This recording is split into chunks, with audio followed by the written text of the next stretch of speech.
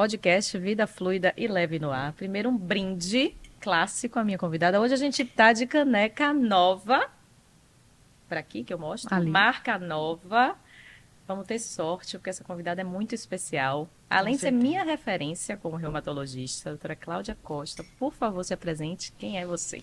Oi, Ale, de início, agradecer demais estar aqui. Esse podcast, Vida Fluida e Leve, tem tudo a ver com a gente. Acho que é o que a gente busca também, né? Então, eu sou Cláudia Costa, sou reumatologista, sou paulista, mas me sinto muito baiana, adoro estar aqui. E venho desenvolvendo um trabalho de reumatologia no consultório, que é a minha grande paixão. Estar dentro do consultório com o paciente, falando da vida dele, dos projetos dele, das estratégias de tratamento, das estratégias de estilo de vida. Isso é o que eu mais gosto de fazer hoje. Ai, que bacana. Então, assim, porque Claudinha tem tudo a ver, né, com o que a gente fala aqui. A gente está sempre falando aqui como as intervenções no estilo de vida são importantes na condução das doenças de uma maneira geral. E eu vejo que na reumatologia não tem para onde correr. Aí eu queria bater esse papo com você hoje sobre uma coisa que é muito frequente no consultório e eu vejo assim que em torno desse tema, que é a fibromialgia, existe um desconhecimento muito grande de como conduzir e existe um sofrimento muito grande por parte desses pacientes, uma incompreensão até com relação a isso. Então, primeiro eu queria entender um pouco, realmente hoje aqui é uma aula sobre em que cenário que está a fibromialgia? O que é a fibromialgia? Só um paciente que sente uma dor desproporcional? O que é isso? O que é que compõe essa síndrome? Ale, já foi um tema muito obscuro e muito pior para os pacientes do que é hoje.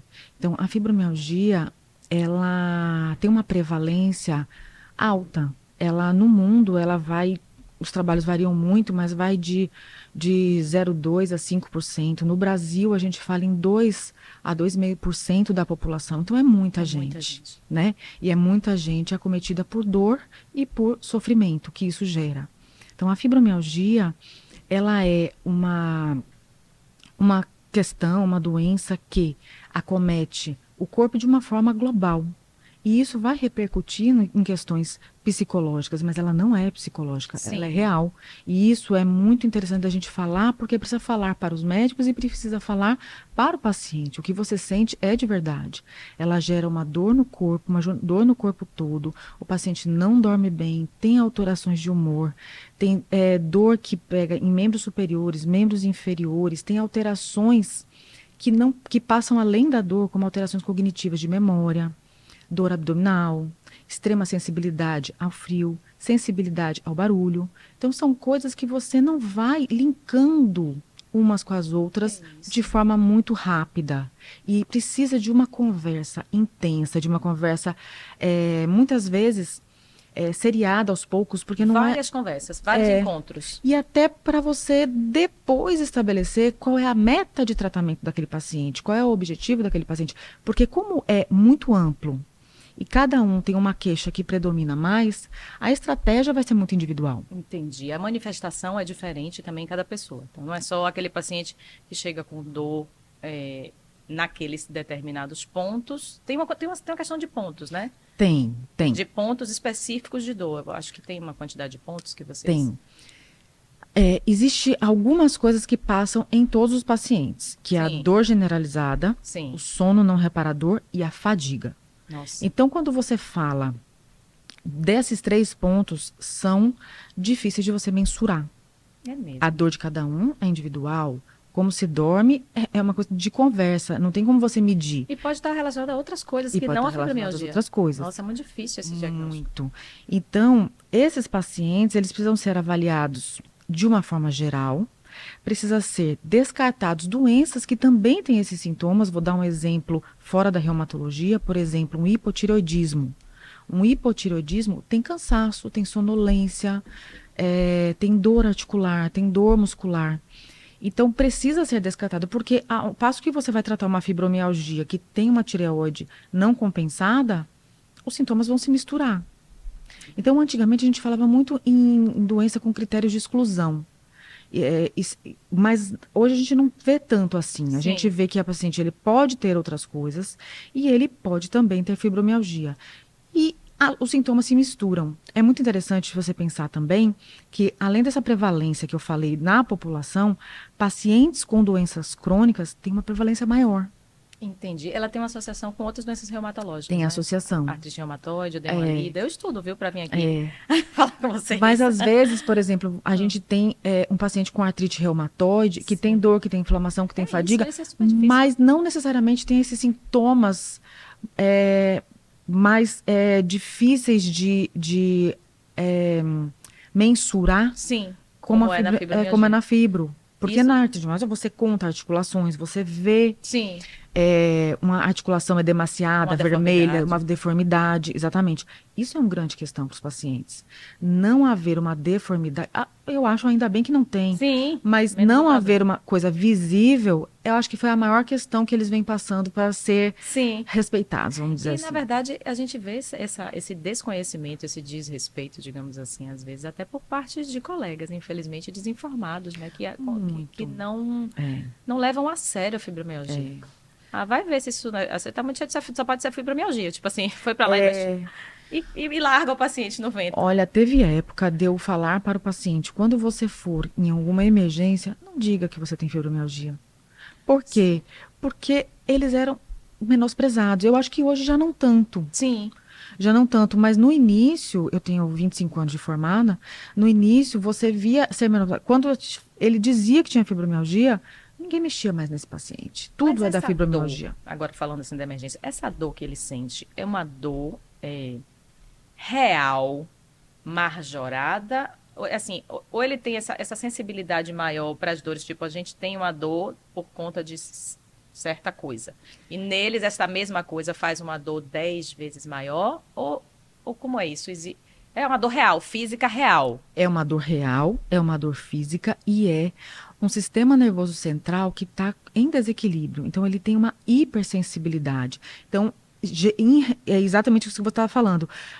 O estímulo, o gatilho, para ele, na maior parte das vezes, vai se responder muito maior e muito mais intenso do que para a gente. Entendi. Pra gente, assim, para quem não tem fibromialgia, né? Então, assim, tem gatilhos psicológicos, tem gatilhos físicos, tem gatilhos, muitas vezes até do estresse do dia a dia ou no trabalho. Não que necessariamente isso seja a causa. Alguns pacientes conseguem identificar o dia que começou.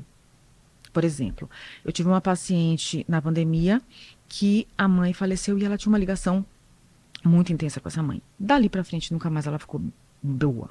Sim. Fala assim, é depressão? Certamente tem um grau de depressão, certamente tem um grau de luto, mas o fato ela passou a ter dor no corpo diariamente, cronicamente, com uma diminuição da qualidade de vida, um sono não reparador e uma fadiga que você vai olhar e descartar outras coisas e você vai descobrir que não tem. E aí você tem que começar as suas estratégias de tratamento. Entendi. E esse paciente, você falou em estratégia de tratamento, ele é um paciente que às vezes chega pra gente dizendo assim, eu tenho fibromialgia, então assim, eu já tô acostumado a sentir dor. Dá uma dor isso, né? Não. Ele fala assim, eu já tô acostumado a sentir dor, porque eu vivo com dor. Eu pego esse paciente, tenho vontade de botar no colo, dizer, não, você não pode viver com dor, né? Eu não sei se esses pacientes, a gente vai falar depois dessas intervenções que você faz com relação a isso, mas muitos, assim, não querem mais tomar, tipo, medicamento, né? Tipo assim, já tomei medicamento demais. Acostumou com a dor. Porque a gente acostuma com coisas boas e coisas ruins, na minha opinião. Então, você acostuma a ter dor e você acostuma, não que isso seja bom, mas você acostuma em não fazer determinadas coisas porque aquilo vai piorar. Então, eu não vou sair com uma amiga hoje porque eu não vou andar no shopping porque eu tenho dor. Então, você deixa de aproveitar uma coisa da sua vida, um momento que poderia ser legal, em razão de você não querer experienciar aquele momento ruim. Sim. Seria um momento bom que se torna um momento trabalhoso. Você se priva das coisas que você precisa para uma vida plena. Se priva. E, por consequência, de uma saúde plena. Porque você já falou aí de alguns pilares do estilo de vida com interferências grandes. Falou agora do social, o sono, muitas vezes comprometido, o humor, né? Assim, a pessoa tem...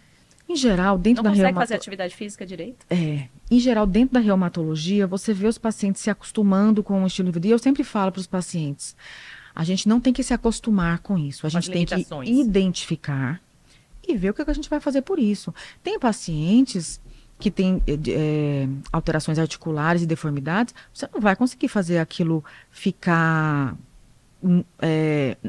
como veio ao mundo, Sim, entendeu? normal. Retroceder. Tem coisas que você não retrocede. Mas na fibromialgia, não é necessariamente assim. Sim. Então, existe a possibilidade de caminhar para algo melhor. Sim. E tem uma questão muito grande dentro dos pacientes crônicos. Eu dou uma melhorada e acho que aquilo... Isso eu acho muito interessante da gente falar. Sim. Eu dou uma melhorada e acabou, melhorei, ó. Aí para de fazer as coisas. Não sustenta. Não sustenta. A mudança. Sustentar a mudança é uma coisa muito difícil, né? E doenças crônicas é assim, ao passo que eu tenho uma doença crônica, eu preciso manter fazendo as coisas que são da minha disciplina, do estilo de vida, para que eu me mantenha bem.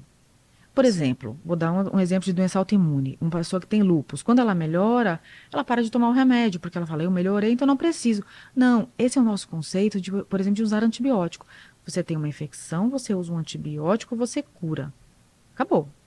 Não é assim. Não é assim. Você tem uma doença que você faz, tem uma estratégia terapêutica, aí você melhora, e aí o que você fará para manter? Será sempre a mesma coisa? Não será sempre a mesma coisa. Cada hora é um momento da vida e necessita de algo, ou a mais, ou a menos. Para quê? Para uma vida fluida e leve. Fluida e leve. Tem que ter uma intervenção sustentável. Exatamente. Né? Eu acho que esse é o grande desafio da gente que trabalha com doença crônica. A gente tem conversado muito isso aqui no Vida Fluida e Leve, que é o sustentar a mudança, né?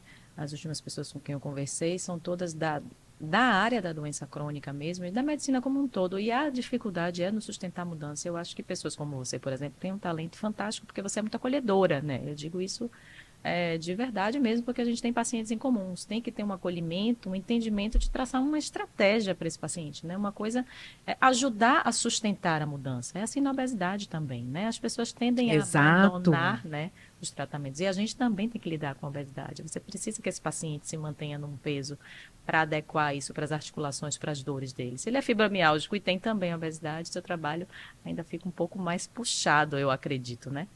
Tem bloqueio, faz essas coisas. Às vezes chega a esse ponto de intervenção física, independente agora, Sim, antes do estilo de vida. Pode fazer bloqueio. As medicações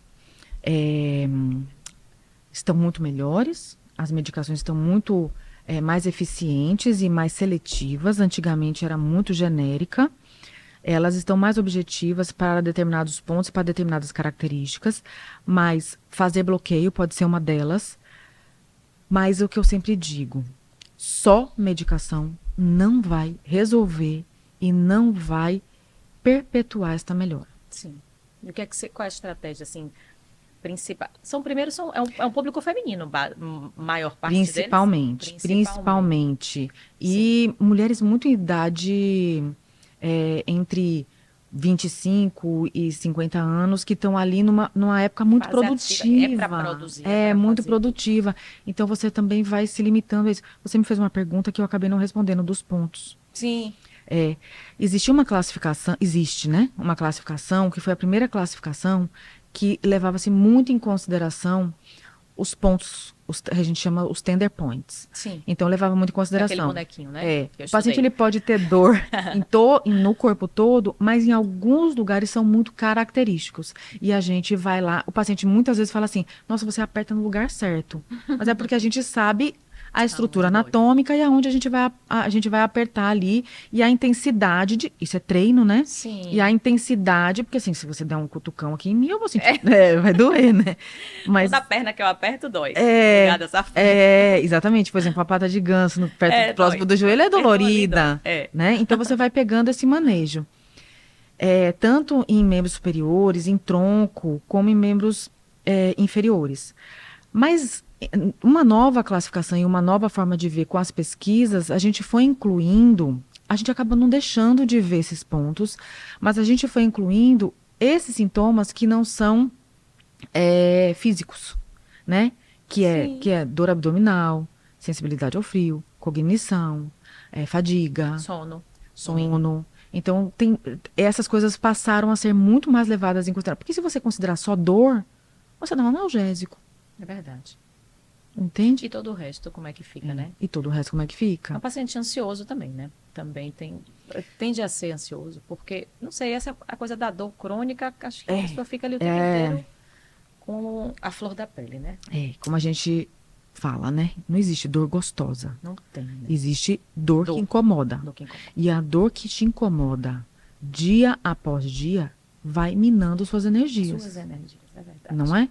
Então, esses pacientes, eles têm uma tendência maior a ter alterações de humor.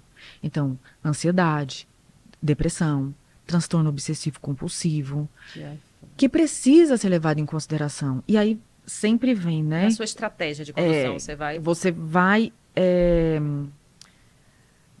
achar que é por isso que ele tem dor, que também pode ser, tem uma depressão e pode ter dor no corpo, né? transfere. E pode ter a fibromialgia com uma alteração do humor.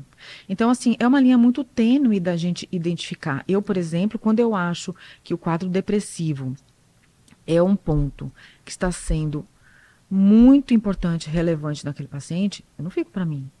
Eu indico a um especialista que tem um manejo para tratar com este sintoma muito mais apropriado que eu. Quando a gente fica lá na dor, que tem uma alteração de humor, tem uma alteração de ansiedade, e a gente vai tratar a dor e a gente vê que isto melhora, fica ali comigo, mas Sim. em se precisando de atenção especial, obviamente que nós vamos ter as especialidades. A multidisciplinaridade ali, né? Exato.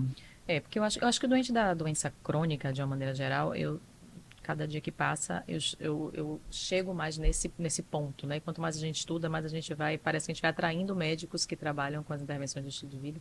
Você não tem como ter um olhar único de um pilar só, né? Você tem aí nesse seu paciente que fazer intervenções de hábito alimentar, intervenções para ajuste de sono, intervenções para movimento, que é um paciente que, por natureza, ele vai se restringir ao movimento, ele não vai procurar uma atividade física. Então, eu acho que você tem muito pilar para atuar nesse paciente e com individualidade, né? Próprio daquele paciente, para você encaixar na vida dele aquela intervenção. Eu acho isso super difícil, mas eu acho também que na hora que você está ali com o paciente, que você vê tantas intervenções que você precisa fazer, assim, não dá como é pra que fazer você sozinha. faz? Você precisa escolher em onde você vai agir primeiro, né? Senão ele vai ficar mais ansioso, não?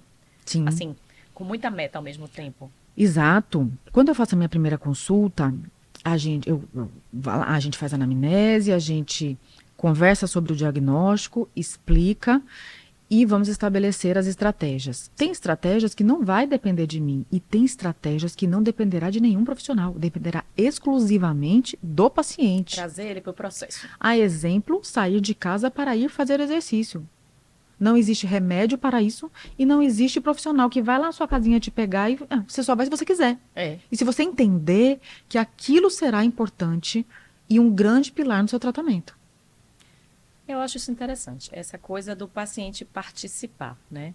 De você trazer o paciente para o processo, para a responsabilidade. De início, eu acho que até pode parecer mais complexo, mas não é, porque dá uma sensação de pertencimento. Você diz assim, o paciente diz assim, poxa, depende de mim, eu sou responsável em parte pela minha melhora. Então, assim, a doutora Cláudia me alertou que eu preciso fazer isso para dormir melhor, que eu preciso fazer um esforço para me movimentar, e isso só depende de mim, eu vou fazer isso por mim. Então, assim, você traz o paciente para o processo junto com você, né?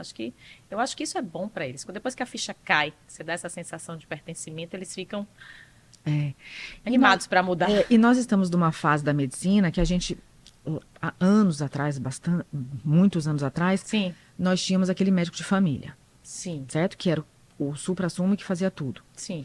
Nós passamos agora por uma fase em que existem muitas especialidades. Se esse paciente não pegar a rédea da situação, não pegar a coordenação desse processo, ele vai ficar assim, ó. Perdido. Faz aqui, não faz.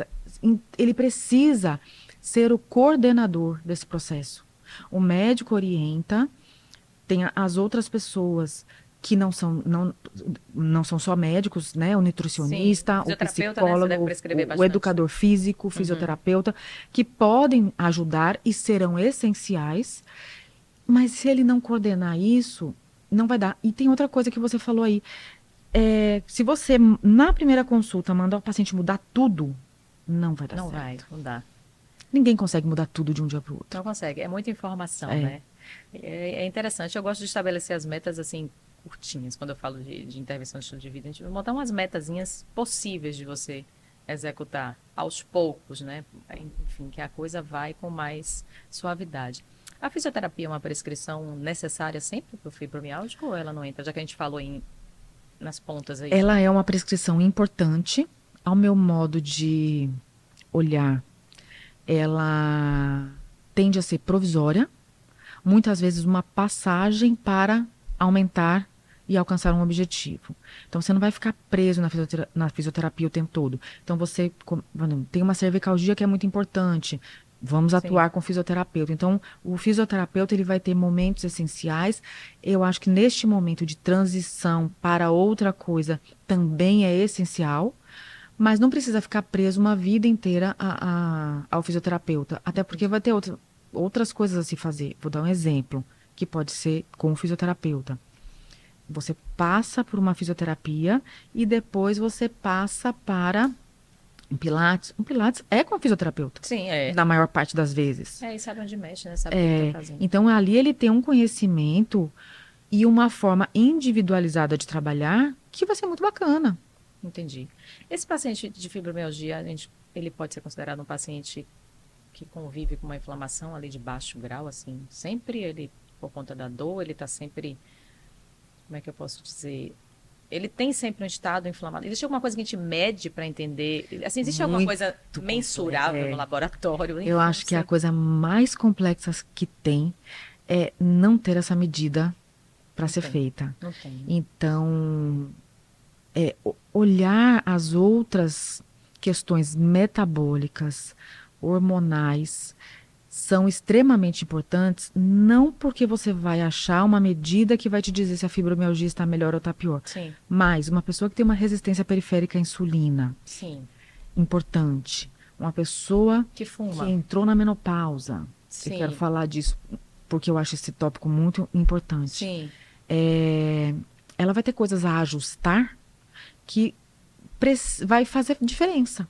Sim. Para ela. Então, assim, a medida não é para a fibro, a medida é para a pessoa. E para a vida da pessoa, para a saúde a vida da todo, pessoa. Né? Ela precisa fazer uma reposição hormonal, tem que... Aí o que acontece com a reposição? Você queria falar um pouco mais? O que eu quero falar é porque, assim, eu sou mulher, né? Essa coisa chega pra gente, né? Do mesmo jeito que está chegando uma vida fluida e leve, que a gente vem buscando e a gente sabe disso. Eu ouço todos os dias no consultório essas queixas. Então, assim, as mulheres que eu atendo, que estão de 35 a 55 anos, vão passar por esse processo. Sim. Certo? E este processo, o que acontece na menopausa? A Cris veio aqui até uma certa feita, né? Falando dos 350 mil sintomas que a menopausa tem. A diversidade de Mas sintomas. qual é um sintoma comum? Sono. Perda do sono, A perda do sono. Quem não vai ficar cansada no dia seguinte? Dor articular. Humor também, né? Humor, dor articular, alteração de memória. Tudo isso a mulher que está na menopausa e não fará uma reposição hormonal, ela vai sentir uma piora. Sim. E vai falar, minha fibromialgia está piorando. Eu tive paciente que, quando a gente conversou sobre isso, e ela optou por fazer uma reposição. Fazer a reposição.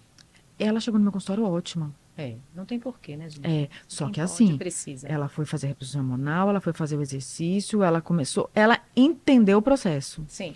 Aí você vai me perguntar, poxa, mas e se eu não tenho, eu tenho uma contraindicação em fazer reposição hormonal e não posso fazer? Então eu serei uma sofredora eterna? Não, você vai ter que fazer um pouco mais das outras coisas, né? Para a menopausa também. Também. Para tudo, né? Quem então, não pode tem que ajustar os outros pilares mais de atenção, mais atenção. Uma suplementação que tenha um ajuste nesses sintomas da menopausa que vai te ajudar na fibro.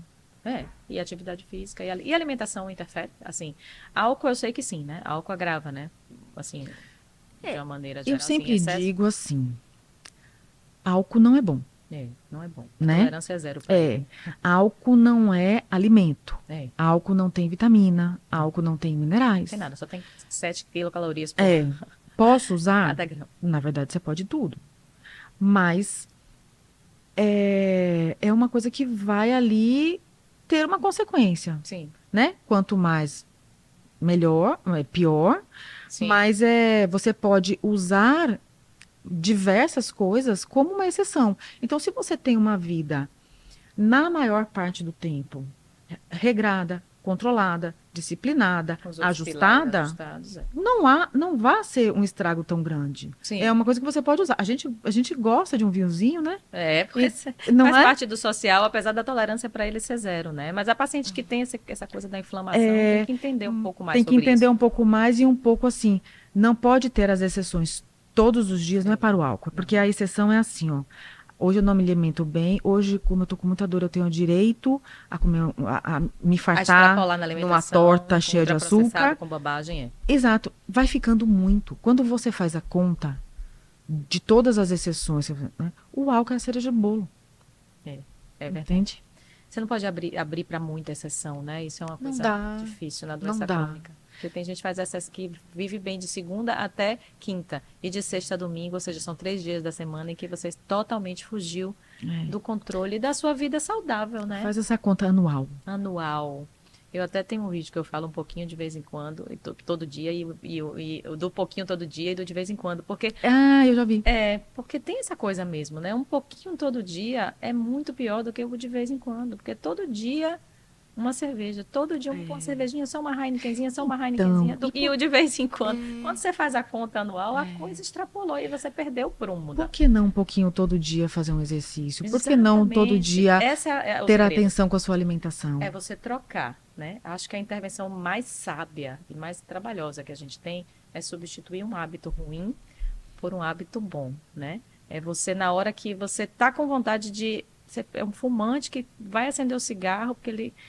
Quando você identifica que é por ansiedade que ele vai acender esse cigarro, você explicar a ele que ele pode respirar naquele momento. Ensinar ele a respirar fundo, entender que acalmar, beber água, respirar fundo e, de repente, fazer o controle para que aquilo não venha. Então, assim, é muito difícil fazer essa troca, né? É muito difícil você trocar um hábito por um bom, mas esse eu acho que é o segredo da boa medicina, da gente E a conseguir gente, enquanto médico, não julgar. não julgar. Porque a dor é da pessoa. Você não sabe aquilo que não, você poderia julgar que não tem uma intensidade grande, para ele tem.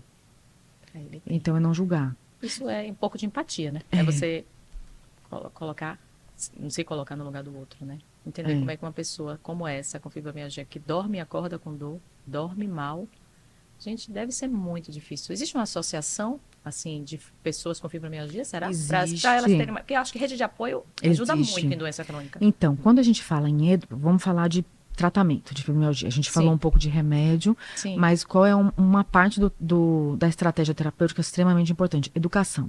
E a educação vai passar por conhecimento sobre a doença. Então, assim, tem o conhecimento que você vai buscar ativo, tem o conhecimento que você vai discutir com o médico, tem o conhecimento, que é isso que a gente está fazendo aqui, hoje, que eu acho extremamente importante. Sim.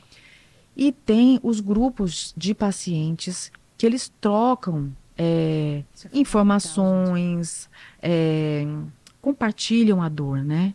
E os sucessos. Eu fiz isso, deu certo para mim, exato, né? Exato. Isso bacana.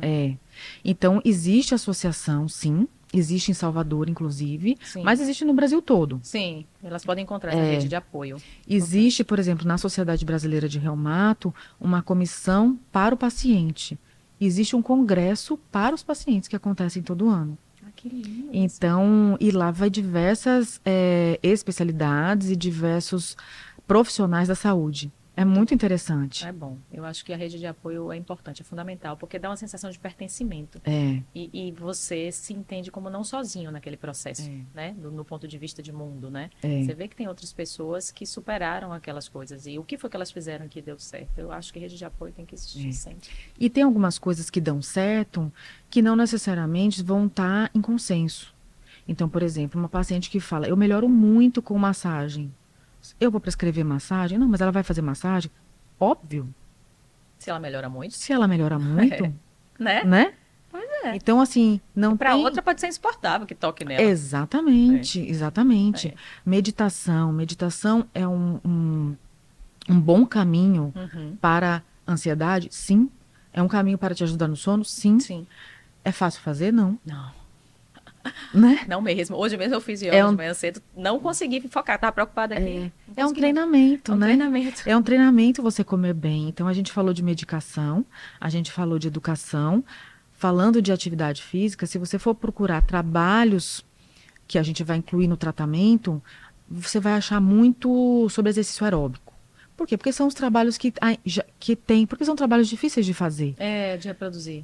de reproduzir. É. Então, assim, você vai achar muito sobre aeróbico, mas o exercício em si, ele, originalmente, ele já vai mexer em diversas coisas. Então, ele vai mexer nos neurotransmissores, No sono. ele vai mexer na qualidade do sono, ele vai mexer nas alterações hormonais, Sim. né, que a gente vai liberar No peso. no peso, não digo nem peso, mas assim, na sua força muscular, Na força. É. né? Porque você vai ganhar massa muscular, que consequentemente você vai metabolizar melhor Sim. a glicose, uma série de coisas, e vai ter um equilíbrio. Eu falo Sustentar mais suas articulações, né? exatamente, Porque o exercício exatamente, resistido a gente sabe que é fundamental, né? exatamente, Para joelho, para é, tornozelo, é. para biomecânica do corpo como um todo, Por né? isso que eu sempre acho que o exercício, se você assim, não considerando o atleta, né, que faz uma coisa específica, mas se você considerar que é aeróbico, com força, com amplitude de movimento, Sim. você vai fazer o quê? Com que as suas atividades do dia a dia sejam melhor desempenhadas. Sim, e assim, a gente hoje já sabe que também para uma longevidade com saúde, você precisa de É, músculo. Para você quando estiver lá na sua velhice. Eu gosto de fazer assim, ó. Como você se enxerga com 85 anos? O que é que você quer fazer aos 85 anos, assim? Porque aí, a partir daí, a pessoa começa a pensar, poxa, Alessandra, quero arrastar a minha mala sozinha, correndo numa estação de trem na Europa. Sozinha, aos 85. Se o trem estiver sua cara. partindo, eu quero estar podendo carregar minha malinha e subir nesse trem. Então, eu sei que para isso eu vou precisar de perna forte. E a gente Aham, precisa construir isso já, né? Uma é, perna forte, agachar, porque senão eu vou cair. é, Eu vou me quebrar toda. Então, é, assim, eu quero carregar meu neto, tirar do berço, enfim, cada um tem o seu ideal, né? Mas aí, quando exatamente. a pessoa começa a pensar nisso, onde é que ela quer estar quando tiver com É. 85, né? A paciente da fibromialgia também vai construir o Olha, músculo dela eu vou lá. além. Você quer sentar e levantar do vaso sanitário? Sem ajuda, Você quer estender uma roupa? Porque descer às uma vezes você não escada. quer estender uma roupa, mas você precisa. Precisa. É. Você quer pegar uma coisa no armário com a sua força ou você vai ter E, que pedir para alguém? e o seu paciente tem muito isso, né? A Muito. limitação das A limitação articulações. no dia a dia. Eu tenho depoimentos, Ale, que eu fico encantada. Outro dia um paciente chegou para mim, era uma doença autoimune, começou um tratamento e falou, doutor, eu vim te agradecer porque eu estou espirrando sem dor. Já pensou? Você já pensou nisso? Nossa, nem impossível, Eu né? falei, não foi nenhuma conversa que a gente teve, não foi nenhuma queixa inicial, mas foi um detalhe que ela observou, ela assim, eu não estou pensando mais quando eu vou espirrar. E pentear o cabelo, que a pessoa tem gente dor para pentear o cabelo, coisa que a gente faz, coisas Exatamente. do dia a dia, é muito É. difícil. Então, assim, passa pela educação, passa por um tratamento medicamentoso, passa por mudanças no estilo de vida, exercício. O paciente que não tenta fazer exercício, eu não estou dizendo que é fácil, ter rotina, ter disciplina e executar os movimentos não é fácil, por isso que tem que ser do menos para o mais. O tempo é o que vai dizer, é a sua sensibilidade, mas o paciente que não faz exercício, ele terá uma limitação no seu tratamento. Então, não tem jeito, aí não tem para onde correr. É, Então, acho que a gente conseguiu amarrar bem isso aí, né? Essa condução, porque entendemos que é uma doença real, e real. é que a gente quer passar para as pessoas que acolham os doentes com fibromialgia, né? Tem doentes com fibromialgia que não tem reumatologista, que É, não isso é uma questão no Brasil, é né? uma Somos questão, poucos. e eu acho que precisa, porque são vocês que entendem mesmo como conduzir isso com toda essa amplitude. Você, em especial, que está super voltada para o acolhimento de pessoas, né? Porque você é uma pessoa que acolhe pessoas, trata Ah, pessoas. Então, eu é, acho que isso é importante no doente com fibromialgia. E você deixou bem claro aí que todos os pilares de estilo de vida estão envolvidos na condição desse estão. doente, porque ele não é só um paciente que tem fibromialgia. Ele é um paciente que tem fibromialgia, mas ele também tem problema em casa, ele também tem hipertensão, ele também tem diabetes, ele também tem compulsões, ele também, enfim, tem filhos, tem coisa para dar conta, coisas do dia a dia que a gente vive. Então, é um paciente que chega mesmo muito necessitado desse olhar que você tem. Então, antes de agradecer, parabenizar, porque assim, você é fluida e leve. Ah, Você eu é tento, uma é minha convidada, busca. assim, que eu acho que tem que voltar aqui nesse Vida Fluida e Leve. A gente vai escolher outros temas futuros com relação a isso, porque é tudo muito sobre isso, né? É sobre isso. Então Qualidade de vida, longevidade. aproveitar a vida, Sim, aproveitar não só para fazer farra, festa, né? sim. Mas assim, executar um trabalho, cuidar dos As netos, pequenas cuidar dos coisas, né? filhos, É. né? Sair e ver um pôr do sol, coisa que eu sou apaixonada, e ver um pôr do Sim, sol, né?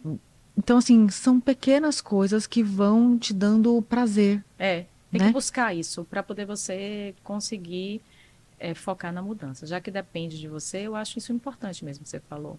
Quais são as suas metas, né? O que é que você quer fazer sempre? Sair com sua neta para ver o pôr do sol, fazer uma... Enfim, para tudo isso, eu acho que é isso aí mesmo. Eu acho que é por aí essa condução da fibromialgia. Estou muito feliz, aprendi muito aqui, Ah, como obrigada pelo sempre. convite. Voltarei quantas vezes você me Foi convidar. muito bom.